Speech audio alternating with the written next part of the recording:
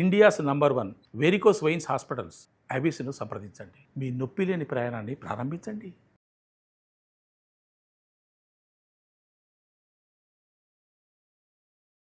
నమస్తే రమగారు. నమస్తే జయ. రమగారు, ఆషాఢంలో కొత్తగా పెళ్ళైన వధూవరులు ఒక ఇంట్లో ఉండకూడదని చెప్తుంటారు. అలానే అత్తాకోడలు కూడా గుమ్మాలు దాటకూడదని, అల్లుడు అత్తయ్య కూడా గుమ్మాలు దాటకూడదు, ఇలాంటివి వింటూ ఉంటాం కదా. దీనికి ఏదైనా ముఖ్యమైన కారణం ఏమైనా ఉందంటారా? 2 కారణాలు ఉన్నాయి. అది ఈ రోజులకు సంబంధించింది ఒక అసలు కారణం కాదా? కావును. ఒక కారణం ఈ రోజులకు కూడా సంబంధించింది, ఓ కారణం పాతకాలానికి సంబంధించింది. జ్యేష్ఠ మాసంలో వివాహం అయింది, ఆషాఢ మాసంలో భార్యాభర్త ఒక దగ్గరే ఉన్నారు. అమ్మాయికి ఆషాఢంలో నెల తప్పితే ఎప్పుడు డెలివరీ అవుతుంది? మంచి వేసం కాలంలో పురుడు వస్తుంది. పెళ్ళైన నెల 2 నెలల్లో కన్సీవ్ అవ్వడం సహజమైన సంగతే కదా. అవును. అంత నిండు వేసవి కాలంలో రోహిణి కార్తెల్లో పురుళ్ళు వస్తే పిల్లలు తట్టుకోలేరని ఈ నెల సెపరేట్ చేస్తారు చేసేవాళ్ళు. పాత రోజుల్లో అసలు పద్ధతి, ప్రధానమైన ఆలోచన అదొకటి. సైన్స్ అంతే. ఇది ఇప్పటిలాగా మనకి ఏసీలు ఉన్నాయి, బోసీలు ఉన్నాయి, అవన్నీ అప్పుడెక్కడ ఏసీలు, కూలర్లు, ఇంకోటి ఇంకేమీ లేవు. ప్లానింగ్ తో వెళ్తుంది కదా, ప్లానింగ్ తో వెళ్ళిపోతుంది. తర్వాత ఆషాఢం తర్వాత వచ్చే శ్రావణము నోముల కాలం.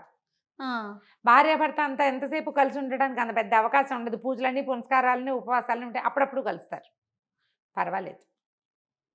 తర్వాత మెల్లిగా ఆషాఢం, శ్రావణం చివరిలో ఎప్పుడైనా కన్సీవ్ అయినా ఎండాకాలం వెళ్ళిపోయే దశలో అంత నిండు వేసవి కాకుండా ఉంటుంది అని ఇదొక ప్లాన్ ప్రకారం చేసేవాళ్ళు. దీనికి కొంతమందికి శ్రావణంలో పెళ్ళైంది. ఈ శ్రావణంలో పెళ్ళైతే ఆషాఢం నాటికి ఇంచుమించుగా అమ్మాయి ప్రెగ్నెన్సీతోటే ఉంటుంది. అయినా కూడా భార్యాభర్త ఓ చోట ఉండకూడదని సెపరేట్ చేస్తుంటారు. ఇది నియమం ఏర్పరిచినప్పుడు ఇందుకు అని చెప్పలేదు, శాసించారు. నియమాలు ఎప్పుడు శాసనంగానే ఉంటాయి కదా, లేకపోతే అమెండ్మెంట్లు ఉంటాయి దానికి. నో అంటే నోనే చేశారు. నో చెయ్యకపోతే వీళ్ళు వినరు. కాబట్టి శ్రావణపు 3వ రోజున పెళ్ళైన వాళ్ళకి మళ్ళీ ఆషాఢం, శ్రావణం తర్వాత ఏముంది, సంవత్సరం తిరిగిపోతుంది. 5-6 నెలలు, 8 నెలలు, 9 నెలల ప్రెగ్నెన్సీలు కూడా ఉంటాయి. భార్యాభర్త ఏడాది లోపల ఓ చోట ఉండకూడదని వాళ్ళని సెపరేట్ చేసుకుంటూ ఉంటాం. ఆ నియమాన్ని అన్ని చోట్ల పెడతాం. పూర్వపు నియమం, పల్లెటూరు నియమం ఒకటి ఏం చెప్తారంటే, ప్రధానంగా ఇదివరకంతా వ్యవసాయ ఆధారితమైన జీవితాలు మనవి. అవును. ఈ వర్షాక తొలకరి జల్లులు పడేసరికల్లా భార్యాభర్త ఎంతసేపు కులాసాగా ఉంటామంటే కుదరదు. అప్పుడు పని చేసుకోవాల్సిన రోజులవి. నాట్లేయటం, పొలాల దగ్గర తిరగటం, సీరియస్గా పని చేయాలి. ఆడపిల్లలు అత్తారిళ్లలో ఉంటే భర్తలతో కులాసాగా ఉంటారు. అదే వీళ్ళు పుట్టింటికి వెళ్ళిపోయారనుకో, అయ్యో నాన్న కోతలు ఊడుపులకు వెళ్ళాడు, నాట్లకు వెళ్ళాడు అని చెప్పి నాన్న కోసం వంటలు వండి పనులు చేస్తారు. భర్తల దగ్గర ఉంటే అలా ఎందుకు ఉంటుంది? కాస్త జల్లుబడేసరికల్లా భార్యాభర్త పావురాలు జంటలాగా గదిలోకి వెళ్దామనిపిస్తుంది.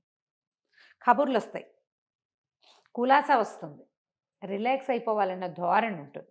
పుట్టింట్లో ఉంటే అలా ఉండదు చూడు, ఆ తేడా ఉంటుంది కదా. అందుకని అమ్మాయిని గడప దాటిచ్చేసి పుట్టింట్లో అట్టపెట్టేవాళ్ళు. తొలి సంవత్సరమే ఈ సరదా ఉంటుంది. 2వ ఏడాదికి ఓ చంటిపిల్ల, వెంటిపిల్ల ఎవరో ఒకళ్ళు వచ్చేస్తారు, కనీసం ప్రెగ్నెన్సీయో. ఇది వరకటి కాలం కదా. అందుకని మొదటి సంవత్సరం ఇట్లా వ్యవసాయదారుల ఇళ్లలో ఉండకూడదు. వ్యవసాయం వేరు, వ్యాపారం వేరు. ఎవరికైనా సరే ఒకటే నియమం పెట్టేస్తే గొడవ లేకుండా ఉంటుందని ఈ గట్టి నియమాన్ని ఏర్పరిచారు. మనం చాలా మానేస్తాం జయ్య. పెళ్ళిళ్ళలో ఇచ్చేయకూడదు, అది చేయకూడదు, ఈ రోజుల్లో ఎవరు చేస్తున్నారు అని మానేస్తాం. అవును. కానీ వీటిని మాత్రం పెట్టుకుంటాం కొన్ని. ఆషాఢం మాత్రం బాగా ఫాలో అవుతారు కొత్తగా పెళ్ళైన వాళ్ళు, మీరు అన్నట్లుగా.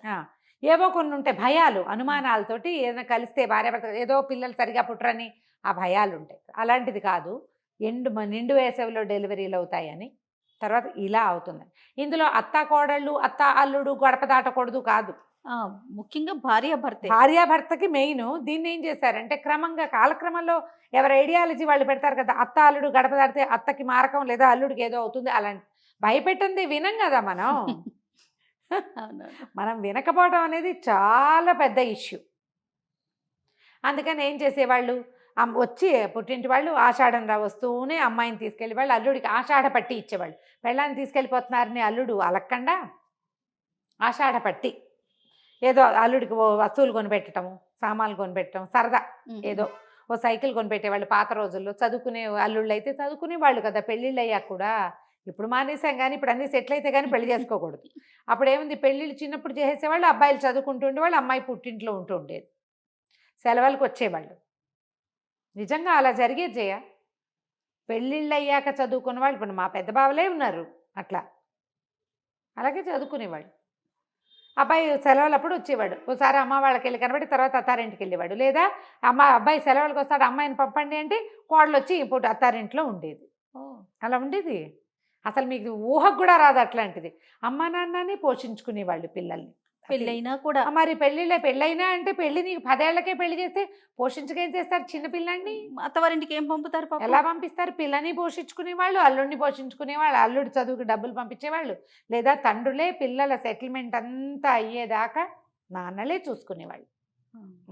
ఎన్ని మార్పులు వచ్చాయి రమ్మగారు? చాలా మారిపోయింది. అసలు మీకు ఊహకు కూడా రాదు. అది మీకు తెలియదు కదా. నాకు తెలుసు పెళ్ళిళ్ళు అయ్యాక కూడా చదువుకున్న మా కజిన్ బ్రదర్స్ని నేను చూశాను. బాగా చిన్నప్పుడు కాపురాలకి పంపడం అంటే ఒక ప్రత్యేకమైన వ్యవహారం అది. అబ్బాయి చదువు అయ్యాక వారు ఏదైనా ఉద్యోగంలో ప్రవేశిస్తానో లేదా ఉద్యోగాలు లేవు, పౌరోహిత్యము, అబ్బాయి చదువంతా అయ్యేదాకా పిల్లల్ని పుట్టింట్లో ఉంచేవాళ్ళు. అప్పుడప్పుడు పండగలప్పుడు అప్పుడు పంపేవాళ్ళు. ఏదైనా అనధ్యయనాలు అవి ఉంటే పంపించేవాళ్ళు. చుట్టపు చూపుగా వెళ్ళి రావటమే అంతే. ఇలా ఎంతసేపు మొగుడు పెళ్ళాం ఒక దగ్గరే ఉండటం పాత రోజుల్లో ఉండేది కాదు. చాలా కాలం సపరేట్గానే ఉండేవాళ్ళు. కాదురమ్మ గారు, ఇవాళ రేపు పెళ్ళి కాకముందే ఇల్లు చూసుకొని అన్నీ కొనుక్కొని అప్పుడు పెళ్ళి అవుతుంది. పైగా ఇప్పుడు అత్తగారు లేకపోతే భార్యాభర్త ఒక చోట ఉండొచ్చు ఆషాఢంలో అన్నది కూడా ఒకటి వచ్చింది. అవునండి, అవును. అసలు అది పెట్టింది ఎందుకు అంటే గిందుకు. అందులో అత్తగారికి ఏ సంబంధము లేదు. అత్తగారికి మారకాలు అవి లేవు. ఓన్లీ భార్యాభర్తలకు అత్త సంబంధించి కోడళ్ళు, అత్త అల్లుడు కాదు. వైఫ్ అండ్ హస్బెండ్కి సంబంధించిన వ్యవహారమే ఇది. కానీ కొన్ని మన ఇష్టానుసారంగా భలే మన వీలు వెంబడి మార్చేసుకుంటాం. పిల్లలు బొంబాయిలో ఉంటారు, ఆషాఢం అయితే ఏమిటి వాళ్ళ అత్తగారు వాళ్ళతో ఉండదుగా, వాళ్ళిద్దరు అక్కడే కలిసి ఉంటారంటారు. అవును, అవును. ఉద్యోగాలు చేసే వాళ్ళని కూడా ఇలాగే మాట్లాడుకుంటారు. మనకు ప్రధానమైంది ఈ పాయింట్. ఓకే, తర్వాత మన ఇష్టం. ఆచారం అయితే అలా చెప్పబడింది, మన పద్ధతి. ఇప్పుడు ఇది ఎందుకు అనే దానికి ఆన్సర్ చెప్పాను. తర్వాత మన ఇష్టమే కదా జయ. అంతే కదండి. ఇప్పుడు ఒక ప్లాన్ చేసుకొని ఇప్పుడు ప్రెగ్నెన్సీ తెచ్చుకుందాము అనుకొని ముందుగా ప్రీ ప్లాన్డ్ గా వెళ్తున్నారు కదా. ఇప్పుడు ప్లాన్ వేరు. 3 ఏళ్ళు ప్లాన్ చేస్తాం, తర్వాత పిల్లల్ని కంటాం, లేదా పెళ్ళైన ఏడాది లోపలే పిల్లలు కావాలి, లేకపోతే కెరీర్ అంతా అయ్యాక చేస్తాం, 5 years తర్వాత ప్లాన్ చేస్తాము. అంతా ప్లానింగే కదా. పాత రోజుల్లో ఇలా ఎక్కడ ఉండేది? అప్పుడు పెట్టిన నియమం కదా. దాంట్లో నుంచి ఆషాఢం అల్లుడు అలాంటి సినిమాలు కూడా, కథలు కూడా ఉంటూ ఉండేవి ఇది వరకు. ఆషాఢంలో కోమ వెళ్ళిపోతే అల్లుడు వంట చేసుకోలేకపోవటం, వాటి మీద కూడా కథలు రాస్తూ ఉండేవాళ్ళు.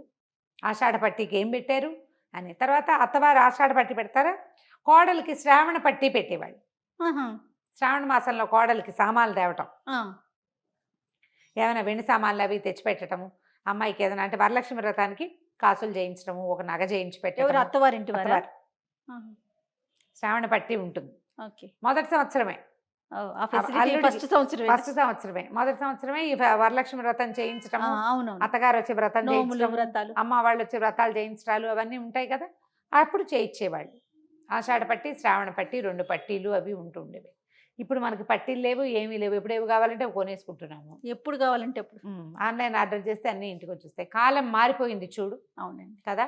ఆషాఢానికి ప్రధానంగా చెప్పిన వ్యవహారం అయితే ఇది. అయితే ఆషాఢంలో మనం ఆరోగ్యం కోసం మునగాకును వండుకుని తింటాం.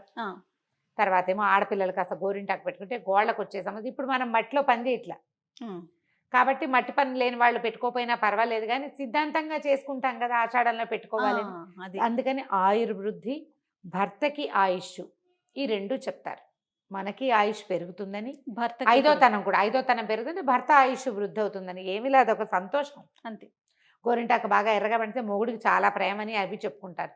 తాంబూలం వేసుకుంటే 4 పండితే అబ్బో వీళ్ళ ఆయనకి ఇదంటే చాలా ఇష్టం. గోరింటాకు ఎంత బాగా పండితే అంత మంచి మొగుడు వస్తాడు, అవి చెప్తారు. అవన్నీ పల్లెటూరు సిద్ధాంతాలు అయినప్పటికీ మన ఒంటి తీరుని బట్టి ఇవి వస్తాయి. మునగాకు ఎందుకు రమ్మగారు, ఎందుకు తినాలంటారు? అయ్యో, మునగాలో కాల్షియం విపరీతంగా ఉంటుంది జయ, దాంట్లో ఐరన్ ఎక్కువ ఉంటుంది. ఈ సీజన్ లో మనకు అవసరమైన మినరల్స్ అవి అందులో ఉంటాయి. ఓకే, రోగ నిరోధక శక్తిని పెంచుతుంది మునగ. ఇప్పుడు అవసరం కాబట్టి. ఇప్పుడు అవసరం. ఆషాఢంలో ఆదివారం నాడు మునగాకు వండుకుని తినాలి. పెసరపప్పు మునగాకు చేసుకుంటాం కదా, అవును, చేసుకుని తినేయటమే చక్కగా. తప్పకుండా. నమస్తే రమ్మగారు. నమస్తే జయ.